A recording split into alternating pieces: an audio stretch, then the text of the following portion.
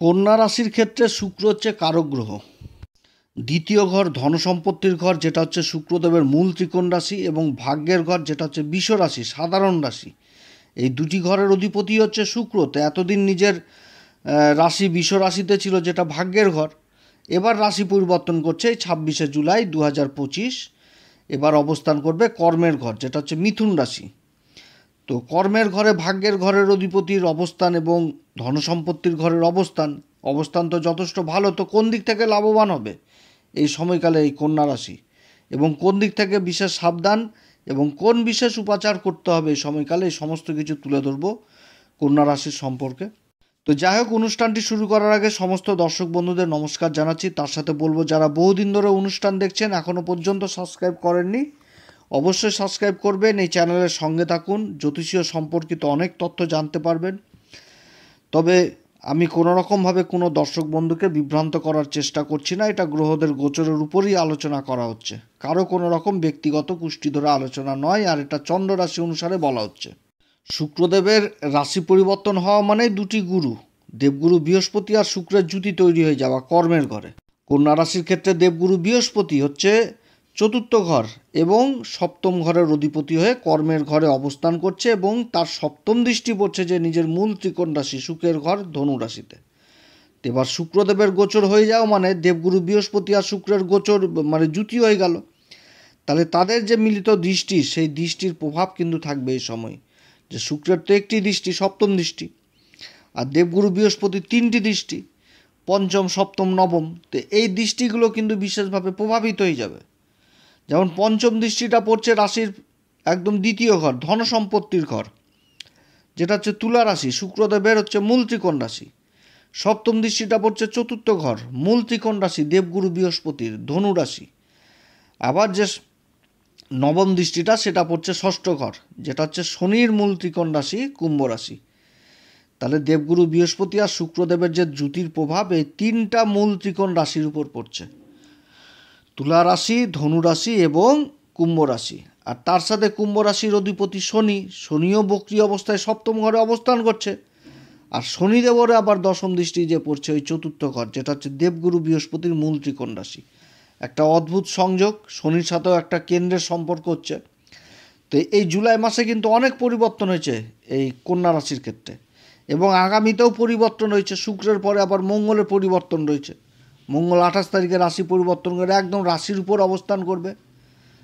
এইখানটাতে মঙ্গল আর শনির সমসপ্তম যোগ তৈরি হয়ে যাচ্ছে, আর দুই গুরু কেন্দ্রের সম্পর্ক হয়ে গেছে এই দুটি গ্রহের সাথে। তো সেই সময় কী ফল দিবে সেটাও নিয়ে আলোচনা করব। তো আজকের বিশেষ আলোচনা শুক্রকে নিয়ে, শুক্রদেব কী প্রভাব দিতে যাচ্ছে, কী ফল দিতে যাচ্ছে কন্যা রাশিকে।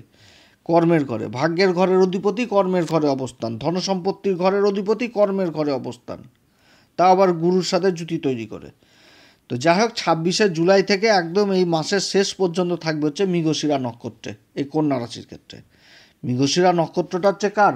মৃগশিরা নক্ষত্রের অধিপতি হচ্ছে মঙ্গল। অধিপতি দেবতা হচ্ছে সোম, অর্থাৎ চন্দ্রমা। সোম হচ্ছে এমন একটি রস যে রস পান করে দেবতারা শক্তিশালী হয়। আর এই নক্ষত্রের সিম্বল দিয়েছে আমাদের জ্যোতিষশাস্ত্রে, সেটা হচ্ছে হরিণের মাথা, তার উপর দুটি সিং। তো একটা সম্পূর্ণ হরিণকেই বোঝাচ্ছে। তো কর্মক্ষেত্রে দুই গুরুর জুতি, এক গুরু থাকছে আদ্রা নক্ষত্রে, যেটা হচ্ছে রাহুর নক্ষত্র এবং রাহুর উপরই দৃষ্টি, সেটা হচ্ছে ষষ্ঠ ঘর। আর শুক্র থাকছে হচ্ছে এই মঙ্গলের নক্ষত্র।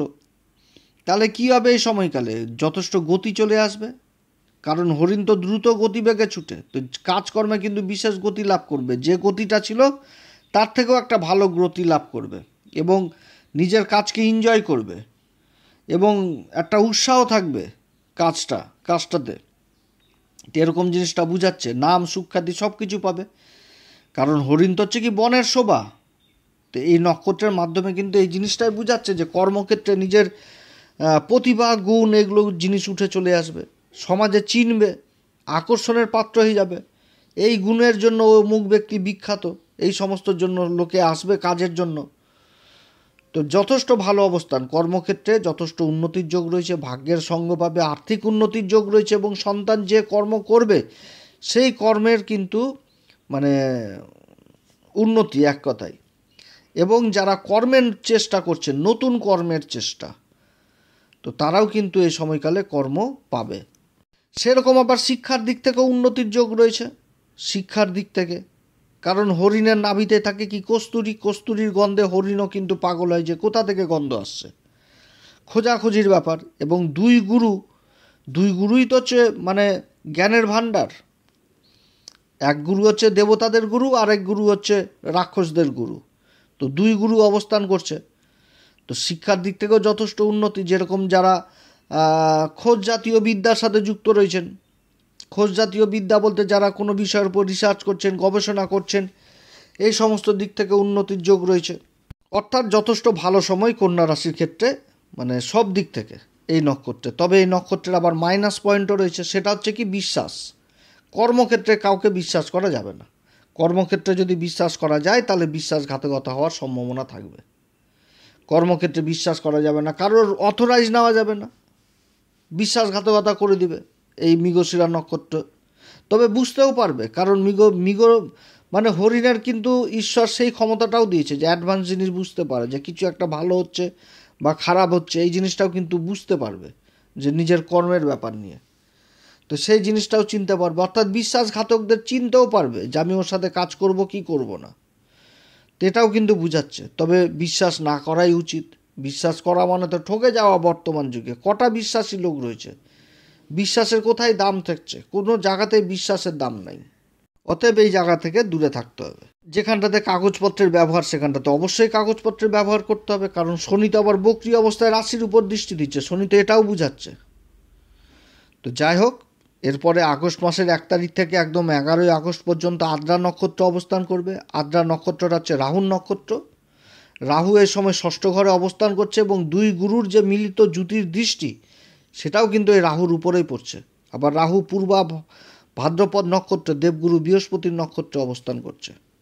তো এইখানটাতে আবার এই জিনিসটা উঠে আসছে যে আমাদের রোজগারের যে সংগ্রাম, আমরা যে জীবিকায় করি, যে আমাদের যে টার্গেট, তো রোজগারের যে সংগ্রাম, প্রত্যেক দিন প্রতিনিয়ত সংগ্রাম লেগেই রয়েছে, একে অপরকে এগোতে না দেওয়া নিজের কর্মক্ষেত্রে। তো সেই ক্ষেত্রেও কিন্তু এই দুই গুরুর অবস্থান যথেষ্ট ভালো এবং রাহুর অবস্থানও যথেষ্ট ভালো। যথেষ্ট এগিয়ে যাবে কম্পিটিশনে, যে কোনো কম্পিটিশনে নিজের কর্মকে নিজের বুদ্ধির দ্বারা এগিয়ে নিয়ে যেতে পারবে। এবং এই সময়কালেও কিন্তু শিক্ষার ব্যাপারটা যথেষ্ট ভালো উঠছে। যারা গবেষণার দিকে রয়েছেন, যারা সফটওয়্যার জনিত বিদ্যার সাথে যুক্ত রয়েছেন বা কম্পিউটার সায়েন্স নিয়ে পড়াশোনা করছেন, চাকরির খোঁজ করছেন, কর্মের সন্ধান করছেন, তাদেরও কিন্তু কর্মের সন্ধান হবে এবং যে প্রাপ্তিটা হবে সেটাও কিন্তু একটা খুব ভালো প্রাপ্তি হয়ে যাবে কর্মক্ষেত্রে, যেটা আশা করা হয়নি। তবে কর্ম সংঘর্ষ অবশ্যই করতে হবে, কারণ এই নক্ষত্রের যে সিম্বল দিয়েছে আমাদের জ্যোতিষশাস্ত্রে, সেটা কিন্তু চোখের জল, আর চোখের জলের যে ড্রপ সেটাকে কিন্তু হীরার সাথে তুলনা করা হয়েছে। তো চোখের জল মানুষের কখন আসে? দুঃখে আসে, আবার আনন্দেও আসে। আর হীরার সাথে তুলনা করা হয়েছে। তো হীরা কয়লার খনিতে থাকে, তো কয়লার খনিতে এক কোপে তো আর হীরা আসে না, খুঁড়তে খুঁড়তে তারপরে হীরা আসে। তো সেই জিনিসটাও বুঝাচ্ছে, কারণ যে নক্ষত্রে, এই নক্ষত্রের অধিপতি দেবতা হচ্ছে আবার রুদ্রদেব। শিবের কিন্তু একটা ধ্বংসাত্মক রূপ, রূপান্তরশীল রূপ, চিরন্তন মানে পরিবর্তন। তো সেই জিনিসটাও বুঝাচ্ছে, খোঁজ জিনিসটাকে বুঝাচ্ছে। শিক্ষার দিক থেকে বিশেষ উন্নতি। যারা গবেষণা, মহাকাশের উপর গবেষণা করছেন, তারা বিশেষ উন্নতি পাবে। যারা সফটওয়্যারজনিত বিদ্যার সাথে জড়িত রয়েছেন, যারা এই বিদ্যার উপর বিদেশে কোনো কোম্পানিতে কাজের চেষ্টা করছেন, তাদের কর্মলাভ হওয়ার প্রবল সম্ভাবনা থাকছে এই সময়কালে। এই নক্ষত্র গোচর দুই গুরুর অবস্থান ভালো হতে যাচ্ছে। তবে এই নক্ষত্রে মাইনাস দিকও রয়েছে, যেমন দুই গুরুর অবস্থান করছে। তো যখন দুই শিক্ষিত লোক একসাথে বসে, তখন কিন্তু একটা অহংকার, ইগো, এগুলোও কাজ করে। তো এই সময়কালে মনের মধ্যে কিন্তু সেই জিনিসটাও তৈরি হবে। কন্যা রাশির মনের মধ্যে ক্রোধ, ইগো, জেদ, এগুলো নিয়ে আসলে চলবে না, কারণ শনি কিন্তু সপ্তম ঘরে অবস্থান করে তার দৃষ্টি রাশির উপর থাকছে। অর্থাৎ শনি কিন্তু এটা বুঝাচ্ছে, যার যেটা সম্মান তাকে কিন্তু সেই সম্মানটাই দিতে হবে। এবং তোমার যে দায়িত্ব, সেই দায়িত্ব তোমাকে পালন অবশ্যই করতে হবে।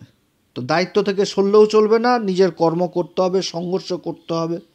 নিজের সংঘর্ষ নিজেকেই করতে হবে। সংঘর্ষে একমাত্র যদি সঙ্গ দেয়, তাহলে সে দিবে হচ্ছে উপরওয়ালা, যে মানে যেটা নিয়ে আসা হচ্ছে যে ভাগ্য, আর ভাগ্য এখন যথেষ্ট সঙ্গে থাকবে এই কন্যা রাশির ক্ষেত্রে, কারণ দুই গুরুই কর্মের ঘরে অবস্থান করছে। তো যে কাজটা করবে সেই কাজটাতে গুরুর আশীর্বাদ থাকছে, কিন্তু সংঘর্ষ অবশ্যই করতে হবে। এই নক্ষত্রে মাইনাস দিক আবার বেশি রয়েছে কি অনিদ্রা, মাইগ্রেন, তারপর রক্তচাপ, এই সমস্ত জিনিস হওয়ার কিন্তু সম্ভাবনা থাকছে। এরপরে আগস্ট মাসের 12 তারিখ থেকে 20 তারিখ পর্যন্ত থাকবে পুনর্বসু নক্ষত্র। পুনর্বসু নক্ষত্র হচ্ছে দেবগুরু বৃহস্পতির নক্ষত্র এবং এই নক্ষত্রের অধিপতি দেবতা হচ্ছে অদিতি মা এবং এই নক্ষত্রের যে ত্রিমূর্তি সেটার যে বলা হয়েছে আমাদের জ্যোতিষশাস্ত্রে সেটা হচ্ছে ব্রহ্মদেব। তো এই পুনর্বসু নক্ষত্রেই অবস্থান করবে হচ্ছে শুক্রদেব 12 তারিখ থেকে, আর 13 তারিখে আবার দেবগুরু বৃহস্পতিও কিন্তু এই নক্ষত্রে চলে আসবে। তো 13 তারিখ যখন আসবে তখন আবার বিশেষভাবে এই নক্ষত্রকে নিয়ে আলোচনা করব, অনেক কথা বলবো। তো আজকে শুধু জাস্ট টাচ করছি যে এই নক্ষত্রটা কিন্তু খুব ভালো নক্ষত্র, পবিত্র নক্ষত্র এবং দুটি গ্রহই কিন্তু শুভ গ্রহ। তো গুরুর নক্ষত্রে অবস্থান, দুই গুরুর একই সাথে, তো এইখানটাতেও কিন্তু একটা ইগো অহংকার এগুলোও কিন্তু কাজ করবে। তো এদিক থেকে যথেষ্ট দূরে থাকতে হবে। তবে কর্মক্ষেত্রে সফলতা পাবে কখন? যখন একাগ্রতা নিয়ে কাজ করবে, ধৈর্য নিয়ে কাজ করবে, শালীনতা বজিয়ে রেখে কাজ করবে, আগে থেকে প্ল্যান করে নিবে, রুটম্যাপ অনুযায়ী কাজ করবে, তখনই কিন্তু লক্ষ্যভেদ জিনিসটা হবে। তো এই সময়কালে কর্মক্ষেত্রে লক্ষ্যভেদ করতে পারবে। ভূমি সংক্রান্ত কাজগুলো যথেষ্ট ভালো হবে। বড় বড় রিয়েল এস্টেট, বড় বড় ব্যবসার সাথে যারা যুক্ত সেই সংক্রান্ত কাজগুলো যথেষ্ট ভালো হবে। অর্থাৎ যথেষ্ট উন্নতির দিক এই সময়কালে থাকছে এই কন্যা রাশি। যেরকম গ্রহদের অবস্থান ভালো, সেরকম গ্রহদের নক্ষত্রগত অবস্থানও কিন্তু ভালো হচ্ছে। খুবই একটা ভালো অবস্থান হতে যাচ্ছে এই কন্যা রাশির ক্ষেত্রে। সন্তানের উন্নতি, সন্তান যে কর্ম করবে সেই কর্মে উন্নতি। তবে দাম্পত্য জীবনে কিছুটা হলেও একটু স্লোনেস থাকবে, কারণ মঙ্গলও চলে আসবে রাশির উপর আর দুদিন পর। তো যাই হোক, সেই সময় বিশেষভাবে আলোচনা করব কোন দিক থেকে লাভবান হবে, কোন দিক থেকে বিশেষ সাবধান, সমস্ত কিছু ধাপে ধাপে তুলে ধরবো। মোট কথা শুক্রদেবের পরিবর্তন খুব ভালো পরিবর্তন হতে যাচ্ছে কন্যা রাশির ক্ষেত্রে। খুবই একটা ভালো পরিবর্তন, সব দিক থেকে এখন উন্নতি হবে কন্যা রাশির। তো অনেক কথাই আলোচনা করলাম। এই সময়কালে কন্যা রাশি কোন উপাচার করবে? প্রত্যেকদিন হনুমান চল্লিশা, বজ্রংবাণ, শ্রীরাম সীতার প্রণাম মন্ত্র সহকারে পাঠ করবে।